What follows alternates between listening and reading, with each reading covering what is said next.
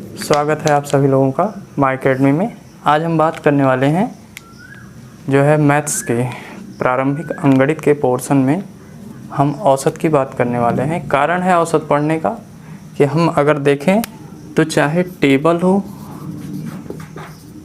या ग्राफ, यानी कि चाहे हम टेबल पढ़ें या ग्राफ पढ़ें, इन तीनों को ही समझने के लिए हमें तीन चीज़ों की ज़रूरत होगी। एक तो आपको औसत की ज़रूरत होगी, दूसरा क्या है आपको परसेंटेज की ज़रूरत होगी, और तीसरा जो है अनुपात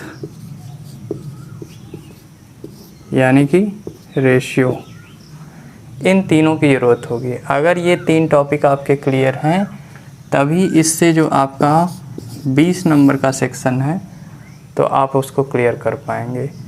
तो ये औसत, परसेंटेज और अनुपात यानी कि एवरेज, परसेंटेज एंड रेशियो, ये तीनों जब आप जो है पढ़ लेंगे या पढ़ें पूरा ना पढ़ें फिर भी उसके बेसिक को अगर समझते हैं तो ही आप ये 20 नंबर में एंट्री कर सकते हैं। अगर बिना इनको समझे आप यहाँ एंट्री करते हैं तो पढ़ने का कोई मतलब नहीं निकलेगा, बस केवल जो है एक रनअप होगा और उसका कोई मतलब नहीं होगा। क्योंकि यहाँ पे हमें कोई क्लास का एग्ज़ाम नहीं देने जाना है कि आपको आंसर राइटिंग करनी है। यहाँ पे आपको जो है स्पेसिफिक होना है, आपको जो है स्पेशली जो है टॉपिक को समझना है, क्या उस पर की पॉइंट्स हैं जहाँ पे आप गलती कर सकते हैं वो समझना है। इसलिए इनके बेसिक्स को समझना ज़रूरी है। तो आज हम बात करने वाले हैं औसत की। औसत हम पहले क्लियर करेंगे, फिर थोड़ा परसेंटेज को देखेंगे। औसत तो पूरा देखेंगे, परसेंटेज का थोड़ा भाग और अनुपात का थोड़ा भाग समझने के बाद ये अपना 20 नंबर वाला पोर्शन हम लोग 2 से 3 दिन के बाद जो है स्टार्ट करने वाले हैं। तो चलिए आज देखते हैं औसत को।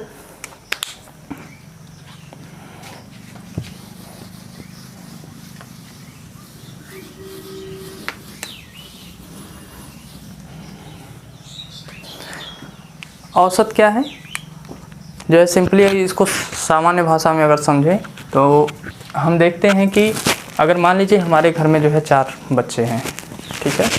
किसी भी घर में अगर 4 बच्चे हैं, ठीक, जिनके पास किसी के पास 3 टॉफ़ी है, किसी के पास 4 है, किसी के पास 5 है, किसी के पास 9 है, ठीक। अगर हम कहें कि इन टॉफ़ियों को जो है आप जो है ऐसा कैसे करेंगे कि ये सब में समान रूप से बढ़ जाए, तो ये जो समान रूप से बांटने की क्रिया है वही मैथ की भाषा में औसत कही जाती है। जैसे तो आप करेंगे क्या, सिंपली जो है अगर बच्चों में अगर आप ये चीज़ जो है पूछें तो क्या करेंगे, इसको ये आपको ऐड करना पड़ेगा और ऐड करके जितने बच्चे हैं 4 बच्चे हैं तो चारों में बराबर बांटने के लिए उतने से भाग देना पड़ेगा।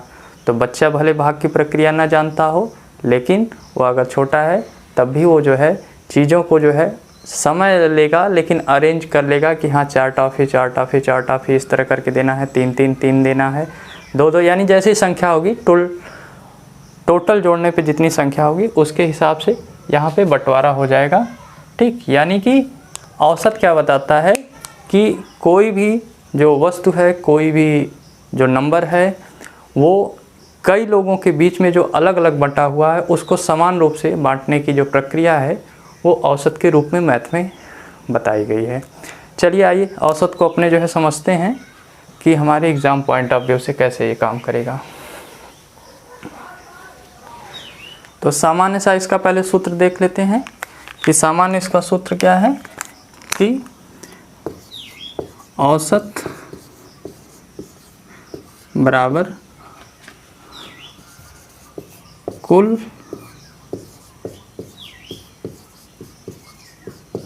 परिमाणों का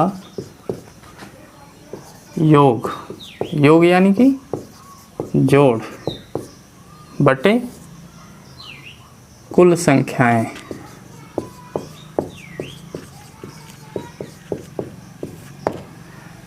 ठीक, इसको समझते हैं। मान लीजिए कि एक क्वेश्चन ले लेते हैं कि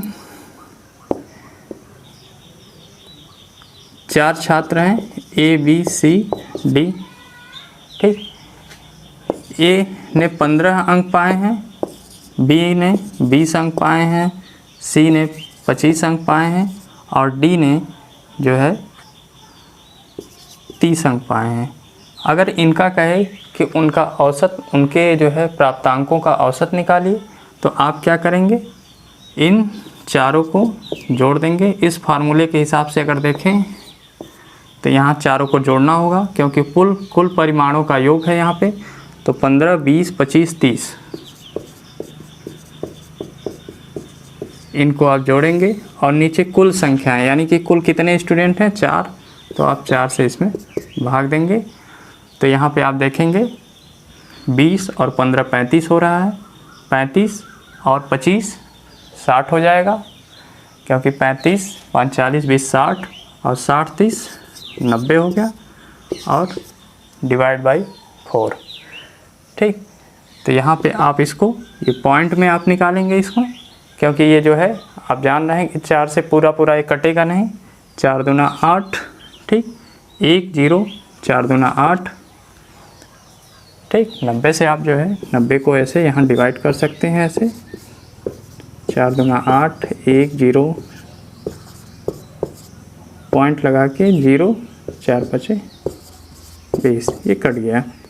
यानी कि ये जो आंसर आया यहाँ पे आप लिख लेंगे, तो ये इसका एवरेज हो गया। ठीक, यानी कि एवरेज कितना निकल गया, 22.5। ये है औसत। नॉर्मल जो है औसत अगर समझे तो इसी प्रक्रिया का नाम जो है हम औसत कहते हैं। अब इस फार्मूले का कितनी जगह यूज है ये आप आगे देखिए, जो है आपके लिए यही फार्मूला आगे कितनी जो है, अगर आप समझ नहीं पाए हैं पूरी तरह तो वो कितना टिपिकल हो जाएगा। तो चलिए आगे और बढ़ते हैं।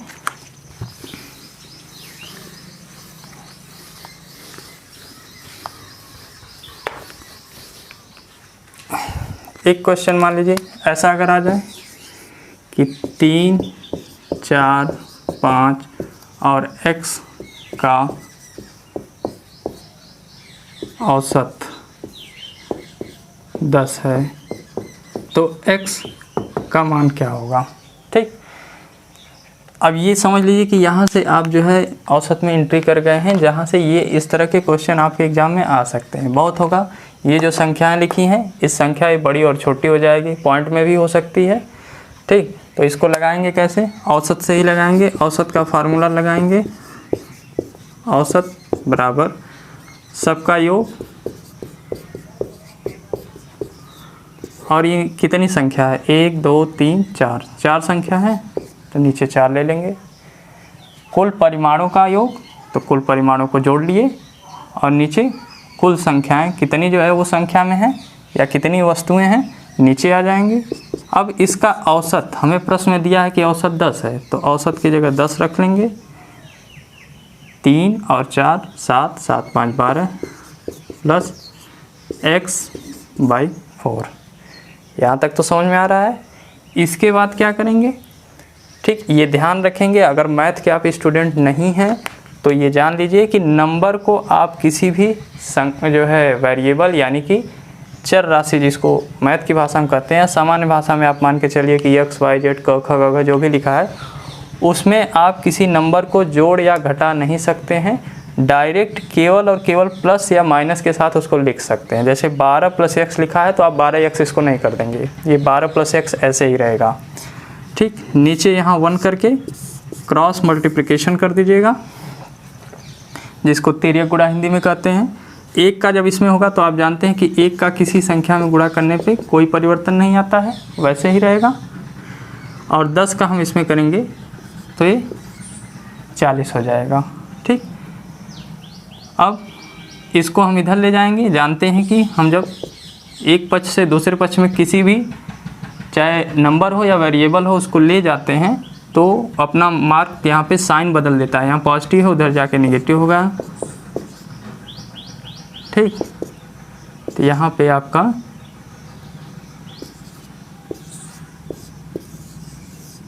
x = 28 आ गया। ये समझ लीजिए कि आप एक क्वेश्चन जो है, इस तरह के क्वेश्चन आपके आ सकते हैं एग्ज़ाम में, और इसमें बहुत होगा, 3 की जगह 30 लिख लेगा, 4 की जगह 40 होगा, 5 की जगह 55 हो जाएगा, x की जगह y, m, z कुछ भी हो सकता है। ठीक, प्रश्न ऐसा पूछा जा सकता है। ठीक, लगाने का तरीका सिंपल यही है। अगर औसत दिया है तो औसत की जगह औसत रखिए, बाकी कुछ जो सिंपल जोड़ने की प्रक्रिया है उसको करिए, तिर्यक गुणा करिए और उसके बाद उसको हल करिए। ठीक, ये प्रक्रिया आप अपनाइए कि प्रथम 9 अभाज्य संख्याओं का औसत बताइए।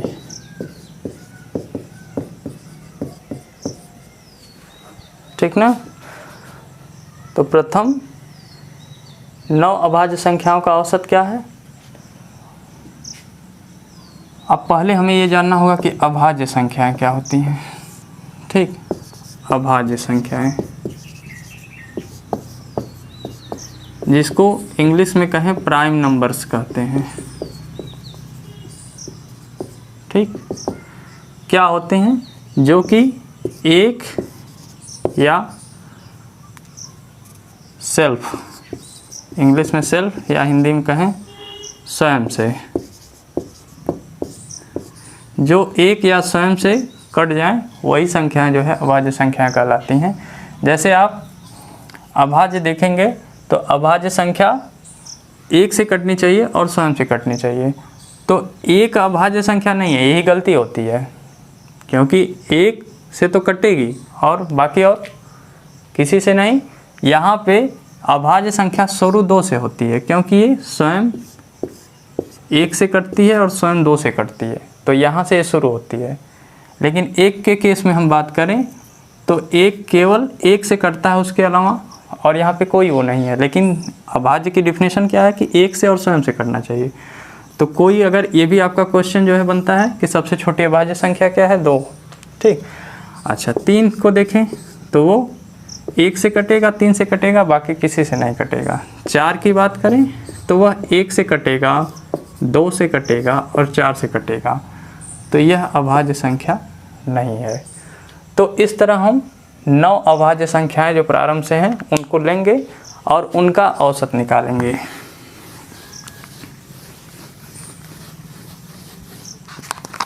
देखें आप तो कैसे करेंगे। पहली अभाज्य संख्या 2 है, फिर 3 है, फिर 5 है, 7 है और 8 है नहीं, 9 है नहीं, 10 भी नहीं है, 11 है, 13 है, 14 भी नहीं है, 2 से कट जाएगी, 15 भी नहीं है, 16 नहीं है, 17 नहीं है, 19 है। तो 1 2 3 4 5 6 7 8 और 20 नहीं है, 21 भी नहीं है, 22 भी नहीं है, 23। यानी कि इन सब को हमें जोड़ना है और जोड़ के 9 से भाग देना है, जो आएगा वही हमारा उत्तर होगा। यानी कि इस पे की पॉइंट क्या था, औसत संख्याएं, सॉरी अभाज्य संख्याएं। अभाज्य संख्याएं अगर मीनिंग आपको नहीं पता है तो औसत आते हुए भी आप गलती कर जाएंगे, क्योंकि आप अगर 2 के बजाय आपने 1 ले लिया तो भी आंसर आपका गलत हो जाएगा। और ये श्योर मान के चलिए कि 2 के बजाय आपने 1 से शुरू किया है और 19 तक गए हैं, तब भी जो है वो आंसर आपके दिया होगा, वहाँ पे गलती आप करेंगे। तो ये क्वेश्चन हम छोड़ रहे हैं आपके लिए होमवर्क के रूप में। ठीक, HW आप इसको लगा के बताइएगा हमको कि प्रथम 9 अभाज्य संख्याओं का औसत क्या होता है। ठीक, कल हम पढ़ेंगे इसके आगे से औसत को, जो है औसत में जो है और इससे भी डिफ़िकल्ट जो क्वेश्चन आते हैं कल देखेंगे। इसको नोट कर लीजिएगा, आगे का नोट्स बनाते रहिए। Thank you very much.